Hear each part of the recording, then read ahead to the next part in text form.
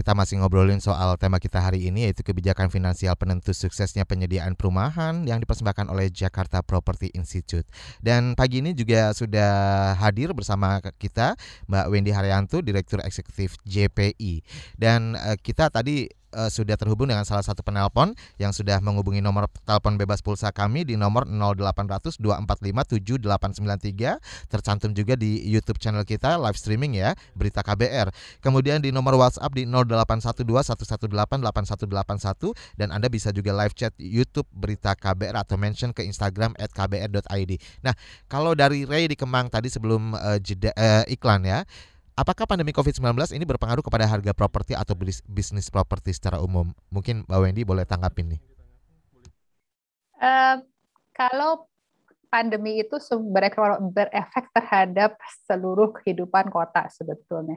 Penjualan apapun juga itu semua kena sektor efeknya. ya. Ya, mau naik, mau turun, tapi semuanya pasti kena efeknya dari situ. Nah, untuk properti sendiri, memang dari dulu ya, kalau ini tidak hanya karena pandemi, landed housing itu selalu menjadi pilihan utama. Ya, jadi memang waktu ditanya, oh ternyata perumahan tetap bisa jualan, apartemen nggak bisa jualan. Sebetulnya nggak gitu juga. Tapi karena sekarang itu lebih banyak better offering di pasaran, jadi orang-orang yang memang sudah suka landed housing ya tetap landed housing. Seperti itu aja. Jadi tidak karena tinggal di apartemen itu lebih nggak sehat, itu enggak. Sebetulnya secara hukum tanah biasanya yang orang suka nggak comfortable ya, strata dengan landed itu beda gitu. Dari situ sih sebenarnya efeknya. Apakah perubahannya signifikan? Biasa aja. Memang dari dulu perumahan-perumahan yang di luar kota Jakarta memang salesnya baik dari dulu. Nah, memang sampai sekarang itu karena susahnya membangun di dalam kota Jakarta dan dengan banyaknya obstacle-obstacle yang untuk tata bangunan kita, jadi banyak memang dari developer itu sudah mulai membangun di pinggir kota Jakarta. Nah, kesempatan ini dijalankan sama dia bangun. Ini sebuah kerugian besar sebenarnya ya buat Jakarta sendiri ya. Exactly. Sementara pembangunnya pikir ya saya perlu membangun ya, ada tanah di sana baik dan disupport dari tata bangunan, dibangunlah di sana. Betul. Gitu. Oke, nanti kita akan bahas lebih dalam soal mengenai dampaknya apa sih yang akan terjadi, selain juga tadi pada akhirnya ini sebagai pusat income saja nih Jakarta. Apakah ada efek-efek lainnya nih, dampak yang lainnya? Tapi sebelumnya akan terhubung dengan Sheila di Jakarta yang sudah menelpon. Halo, selamat pagi Sheila. Pagi. Silakan Sheila. Aku pengen bertanya dong, bagaimana sebaiknya kita mengatur keuangan sih yang bijak, yang agar kita bisa memiliki rumah gitu yang tetap gitu. Pengen punya rumah di mana emang? Di Jakarta mungkin. Di Jakarta, di kawasan ini ya, Tamrin atau Sudirman gitu ya. Yakin nggak? Optimis nggak? Optimis dong. Oke, terima kasih Sheila di Jakarta. Iya. Ini bagus nih, optimis nih, pengen punya rumah di ring 1 deh minimal ya. Ring 1. Cross my finger kalau nanti yang kita propose untuk perubahan daripada hukum pertanahan, kita bisa punya lebih banyak middle class housing di tengah kota Jakarta. Tapi itu agak panjang. Saya rasa Sheila tadi masih muda sekali ya, jadi mungkin bisa. Kesempatannya masih panjang. Masih panjang. Cuma gini, di luar daripada apa yang sedang kita kerjakan, kamu mesti mulai melihat ke aturan KPR ataupun KPA ya. Nah, per bank itu beda-beda. Jadi kamu mesti mulai kumpulin aturan yang mereka minta, dan you need to comply, itu dia punya aturan. Jadi misalnya kalau soal DP sih antara 5%, 10% itu masalah saving saja. Tapi di luar dari situ biasanya mereka suka minta credit check. Nah, kalau credit check ini yang kamu harus build up. If you don't have a credit check, kredit background ya dalam hal itunya. Kayak mungkin lolos by checking dan sebagainya seperti itu ya kira-kira ya. Jadi kamu mesti comply. Jadi jangan totonya kamu pernah misalnya punya credit card kamu max terus kamu tinggalin. Kalau gitu jelek, udah langsung rekornya. Kredit macet gitu. Betul. Hal-hal kayak gini mesti diperhatikan supaya waktu kamu siap apply KPA atau KPR itu langsung bagus kreditnya gitu. Karena untuk di approve aja di bank itu susahnya minta ampun ya Mbak Wendy. Panjang prosesnya. Panjang. Jadi kalau nggak ada itu berarti kamu mesti ada yang support, sponsor, kamu mesti ada kolateral, mesti ada apa, jadi repot. Jadi but things like that pay attention. Kadang-kadang anak muda suka nggak pay attention ya, pakai kredit card, pakai apa gitu-gitu belanja. Berarti mesti diperhatikan. Yes. Dari awal mumpung masih muda loh Sela di Jakarta, jadi punya kesempatan untuk memiliki rumah di Jakarta pun masih besar gitu ya Mbak ya kesempatannya ya. Amin. Baik, dan sekarang kita juga sudah terhubung dengan penelpon. Oh masih bersama produser ya. Baik, kalau ngomongin soal dampak nih Mbak, ini kan bisa dijelaskan apa yang terjadi jika mereka yang ada di kelas menengah bawah ini tidak didukung dengan kebijakan penyediaan hunian yang terjangkau. Apa dampaknya bagi kota nih? Selain mungkin ya itu tadi sudah dijelaskan tadi di awal. Dampak paling besar sih finansial, Mas. Finansial tetap ya? Finansial paling besar. Ya, semuanya ujung-ujungnya larinya ke bottom line, which is ke duit ya.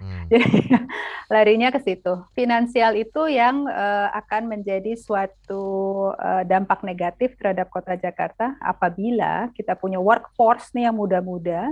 Katanya 60% kita punya populasi itu 30 dan di bawah 30 ya. Jadi besar sekali komponen yang 60% ini. Nah kalau 60% ini semuanya nggak bisa beli rumah di dalam Jakarta, mereka ke pinggir. Ya kan, yang makan booming pinggir-pinggir. Apakah itu nanti akan membantu kota Jakarta? Workforce-nya yes, tapi secara income kota Jakarta kita it's on a minus level. Gitu, kita nggak bisa bikin orang-orang ini bekerja di Jakarta dan bisa jauh lebih efisien sebetulnya. Bukan masalah waktu, ketika ngomong masalah uang itu mestinya bisa di streamline dalam hal ini. Gitu. Oke. Baik. Jadi JPI mengapa terus concern untuk intervensi kebijakan finansial ini ya menjadi penting dalam penyediaan hunian. Nah, kira-kira wujud nyatanya nih intervensi kebijakan finansial yang diharapkan ini yang seperti apa sebenarnya, Mbak? Satu, jadi gini, kalau KPR atau KPA itu kan DP sekitar 5-10% ya dari situ. Jadi kalau misalnya Mas Rizal itu siap dengan 10% atau lebih, maka Mas punya kesempatan untuk mendapatkan KPR-KPA itu pasti lebih tinggi, gitu kan? Nah, sementara majority orang tuh pasti di bawah dari 10%. Nah, itu udah berat pasti. Nah, caranya gimana supaya ini bisa go? Satu, kalau misalnya ada intervensi policy seperti penurunan bunga KPR.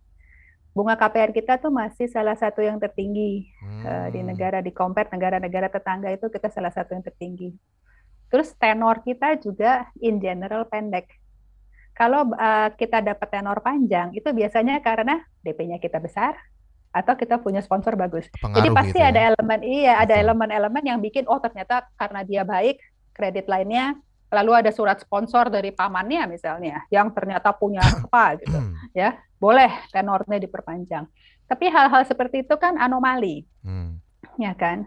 Nah, mesti ada separate type of policy yang kita bisa. Jadi lembaga keuangan itu juga nggak takut kasih kredit, ya kan. Tapi at the same time masyarakat tuh bisa mampu gitu ngambil dia punya kredit tuh caranya gimana di bank-bank atau di lembaga keuangan. Kalau di luar negeri di Singapura tuh ada yang namanya CPF. Ya, jadi semua perusahaan itu sekian persen harus bayar per employee ya, sekian persen ke CPF itu. Employee-nya pun harus bayar. Nah, nantinya itu untuk apa? Untuk beli HDB. Jadi langsung disalurkan tuh ke sana. Jadi dijamin after a certain number of years, uang ini nanti akan mampu untuk down payment-nya HDB gitu. Nah, di kita sebenarnya dulu ada jam sostek, sekarang ada BPJS. Sekarang ada itu. Sebenarnya secara konsep itu udah ada, mungkin belum dieksekusikan dengan baik ya. Dan kabarnya infonya memang bisa dipakai kan untuk DP ya, gitu. Bisa. Cuma dalam kurun waktu masa kerja berapa tahun gitu kali ya. Yes, seperti itu. Nah, nominalnya pun mungkin mesti di-adjust ya. Jadi perusahaan-perusahaan juga mesti tahu dari situnya. Karena kan kita kepotong. Karyawan kepotong, si perusahaan kepotong. Itu masuk terus tuh. dulu di dalam situ kan. Kalau dulu jam sostek tuh bisa tarik uang gitu kan ya, semuanya bisa ditarik, begitu berhenti dari perusahaan tarik mendadak kaya gitu kayak menang lotre. Kalau ini kayak di CPF itu nggak bisa setahu saya. Itu memang ditaruh di situ untuk menjamin hari tuanya daripada si karyawan ini gitu. Dia akan punya down payment untuk HDB. Ini sih simple ways to do it ya. Sebenarnya elemennya tuh udah ada gitu. Ini kita penyaluran jadi supaya kita nggak kerjain silos, jadi semua departemen tuh bisa bekerja dengan satu holistic approach. Targetnya adalah habitat. Jadi kita harus mengupayakan supaya masyarakat kita punya tempat tinggal yang layak. Ini salah satu caranya. Gitu. Iya. Kenapa belum dilakukan juga ya Mbak ya? Aduh, amin, Mas Rizal. There is a lot of political will at stake. nggak mudah ngegolin program-program seperti ini. Kedepannya bisa ada apa nggak bisa aja. Tapi permasalahan krusialnya apa sih, Mbak? Banyak, Mas Rizal. Kalau mau masalah itu kita bisa sampai besok ini ngobrol. Yang paling krusial deh. Political will. Political will tetap ya. Ujung-ujungnya. Ujung-ujungnya ke situ. Terlalu banyak. Kalau saya suka bilangnya too many hands on deck. Ya, jadi udah terlalu banyak diricuhin sama orang-orang. Udah banyak ini kebanyakan vested interest, kebanyakan apa. Jadi misi utamanya tuh kadang-kadang jadi blur gitu di situ. Baik. Ya, kita harus jeda dulu. Masih setengah jam lagi nih untuk kita obrolin soal tema kita hari ini, dan sudah ada beberapa pertanyaan juga seperti dari Bimo nih melalui live chat YouTube ya. Apa pendapat Bu Wendy tentang hunian Pemprov DP 0%? Apakah hal tersebut adalah solusi yang baik atau tepat terhadap masyarakat kelas menengah ke bawah di Jakarta untuk mengatasi isu ketersediaan tempat tinggal? Kemudian dari Wikan, Bu Wendy berapa besaran subsidi yang dari pemerintah dan tingkat bunga yang ideal untuk membantu program penyediaan perumahan khususnya untuk kelompok menengah ke bawah? Terima kasih. Ini dari Bekasi, Mas Wikan.